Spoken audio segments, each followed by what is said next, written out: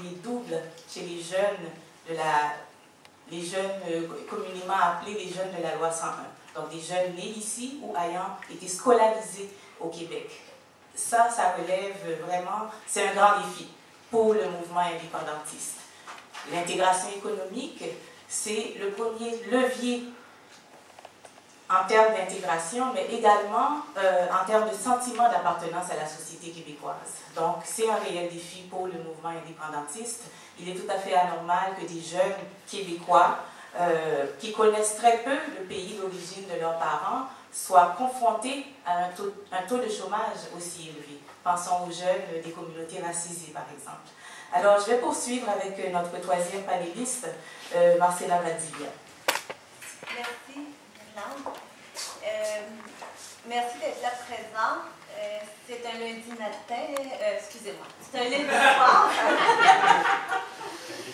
Je suis une lève-tôt, alors, et je sais que, bon, c'est difficile de se déplacer et de devoir agencer un petit moment dans votre agenda pour venir écouter et se concentrer sur une question qui est aussi extrêmement importante pour nous tous, surtout dans le contexte actuel. Lorsque j'ai reçu l'invitation de Mirlande à parler sur l'héritage de Gérard Godin, pour moi, l'héritage de Gérard Godin, je me souviens de Pauline Julien. Pauline Julien qui venait chanter, je sais qu'Osvaldo pourra aussi se rappeler, il est aussi d'origine chilienne, qui venait chanter en solidarité. Nous étions alors venus avec nos parents, qui étaient réfugiés politiques en 1974. Nous sommes arrivés en 1974, c'était septembre 1973, le coup d'État contre Salvador Allende. Et Pauline Julien venait chanter.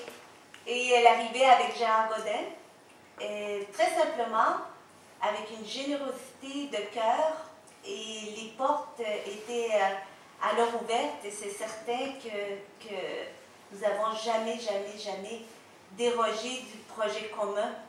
Le projet, finalement, d'être solidaire avec le moment de douleur que vivaient nos parents et nous, enfants aussi, était finalement devenu une lutte commune vers un pays, et un pays qui allait nous appartenir parce que nous n'avions plus le nôtre.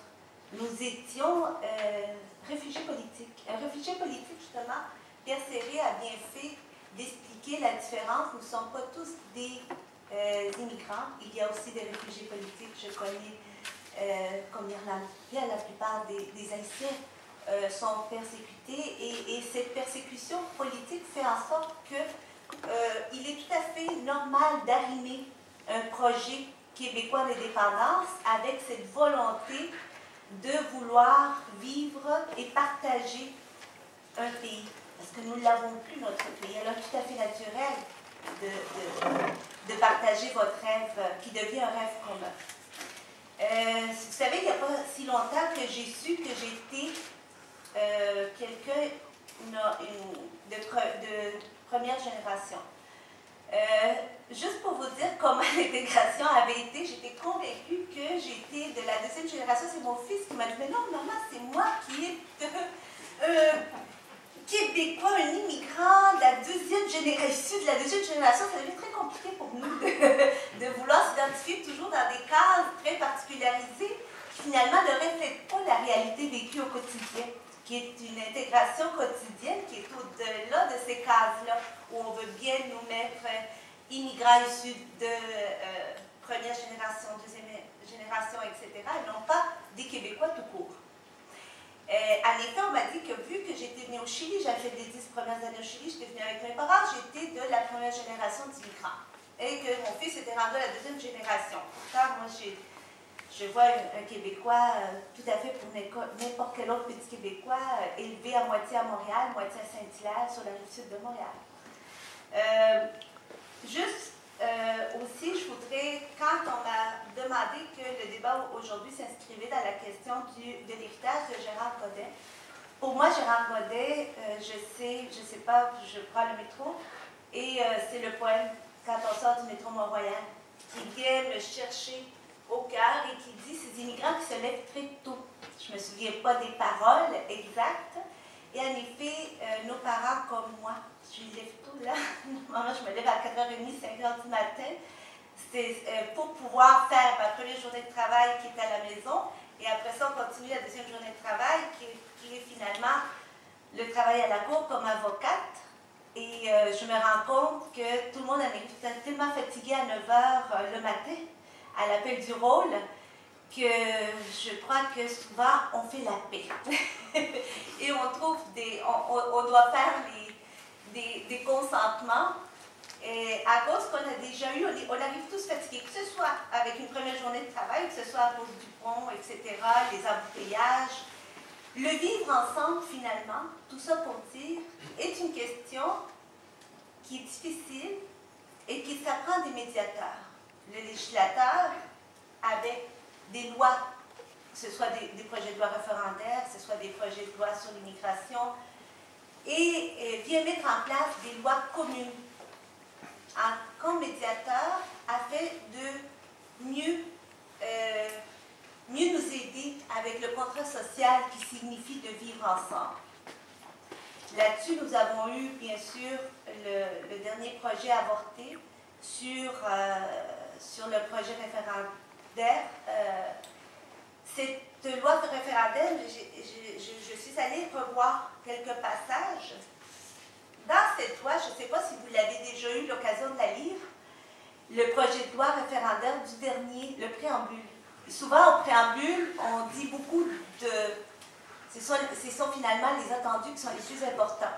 Lorsqu'on rédige, finalement, les autres, ce sont des technicalités, mais les avocats, et ce sont les avocats qui rédigent les constitutions, les lois, les projets de loi, etc., nous commençons avec des préambules et après ça, ce sont dans les attendus.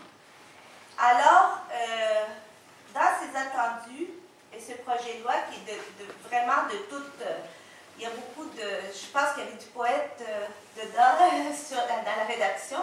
C'est très joli, c'est très beau à lire. Il explique que...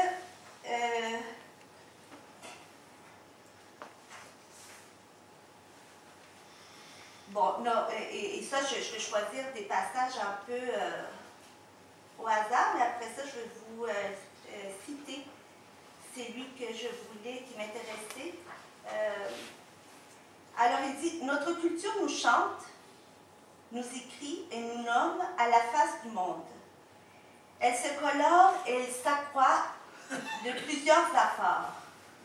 Il nous importe de les accueillir pour que jamais ces différences ne soient considérées comme menaces ou objets d'intolérance. »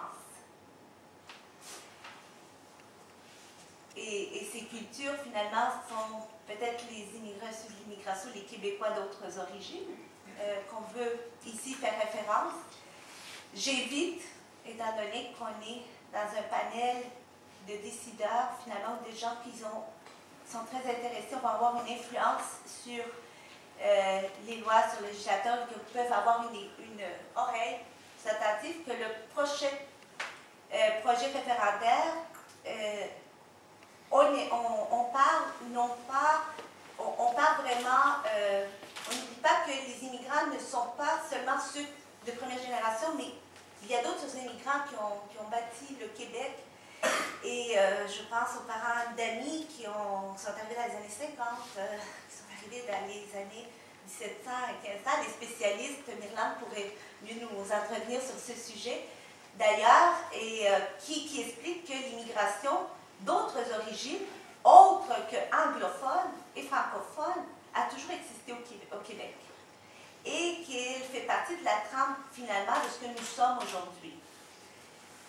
Je cite donc aussi, et ça faisait partie en 1995 du projet de loi référendaire, le combat contre la misère et la pauvreté, le soutien aux jeunes et aux aînés sont essentiels à notre projet.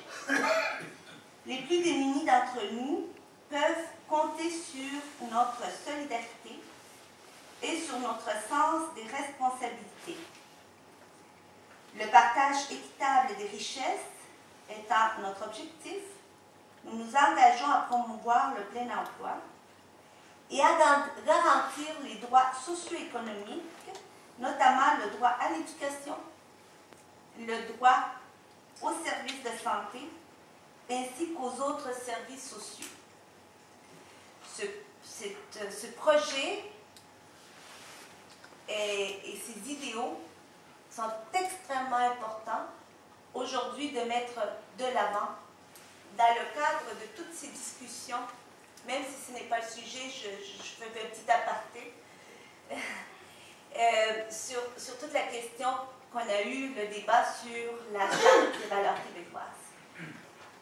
Mettre de l'avant, oui, il y a une charte commune des valeurs québécoises, mais cette charte-là a une assise, et cette assise-là, ce sont les droits socio-économiques, que justement, c'est le Québec, avant même le Canada, avec sa charte canadienne des droits, qui défend les droits socio-économiques. C'est une de nos caractéristiques comme société québécoise, cette défense des droits de l'égalité, de l'accessibilité par le biais de l'éducation et de la santé, qui définit Québec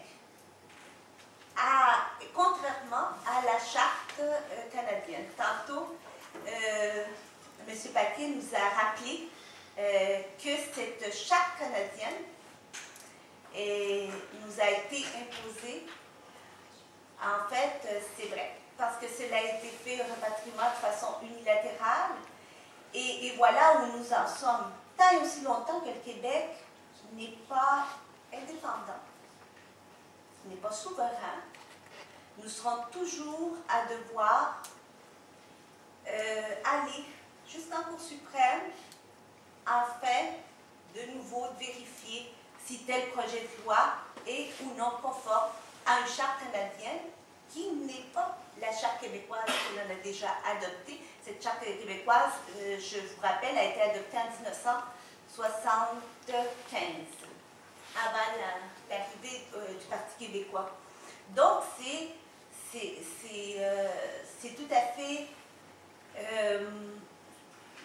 normal, presque, de s'attendre à ce que des personnes qui ne se considèrent pas ou qui, on va leur donner le choix, ils ont le choix de faire appel à cette charte canadienne pour défendre leurs valeurs. Alors, c'est pour ça que M.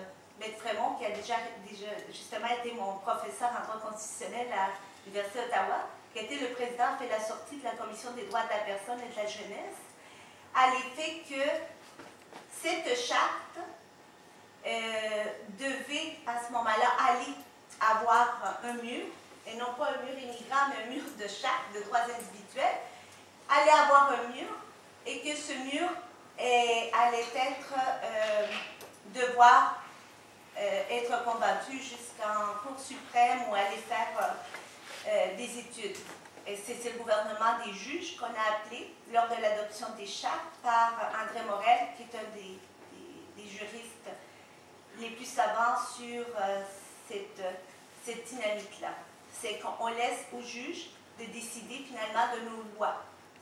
Il y a bien sûr la clause dérogatoire dont M. Frémont demandait de faire appel, mais cette clause dérogatoire, c'est tous les 5 ans qu'il faut la renouveler. Alors vous imaginez, il faut renouveler à chaque 5 ans. C'est comme, il y a des divorces comme ça au Panama où on divorce à chaque 5 ans. Et là, on revient ici. Chez nous autres, c'est vrai, il y a la loi qui permet cela. On va faire un divorce, mais seulement pour 5 ans. Dans 5 ans, on va revenir, on va vérifier si vous êtes toujours content d'être divorcé. Ça fait des sous pour les avocats, mais pas. Et les clients, des fois. Alors, actuellement, nous sommes au Québec, pour finir avec une noce en droit de la famille. Nous sommes au Québec avec 100 droits sur les divorces. Alors, même si on voulait être indépendant, faire l'indépendance avec le Canada, on ne peut pas au Québec faire une indépendance parce que nous avons besoin de l'indépendance. Juste pour finir, de vous rappeler, je suis allée aujourd'hui faire, juste avant de venir, j'avais choisi d'être en 3e parce que j'avais pas beaucoup de temps pour préparer aujourd'hui la rencontre, pour ça que j'ai laissé mes 2 collègues parler. Mais sur Wikipédia, je suis allée voir Gérard Godin, qu'est-ce qu'il disait. Et juste pour vous rappeler au niveau de sa bibliographie, il faut rappeler qu'il a été journaliste au Nouvelliste de 1958 à 1963. Il s'est établi à Montréal, il a été longtemps recherchiste à Radio-Canada. Il a travaillé pour le magazine Maclean de 1963 à 1969. Il travaille pour Québec Presse. Vous vous rappelez Québec Presse, l'importance qu'il a eu au Québec, à titre de directeur d'information de 69 à 73, puis comme directeur général intérimaire à partir de 73. Godet est victime des arrestations pendant la crise d'octobre 70. À titre de chargé de cours aussi à l'UQAM, il quitte l'enseignement en 1976, mais au début de la grève des enseignants, en devant être candidat au Parti québécois. Là, merci. Alors, voilà, c'est tout.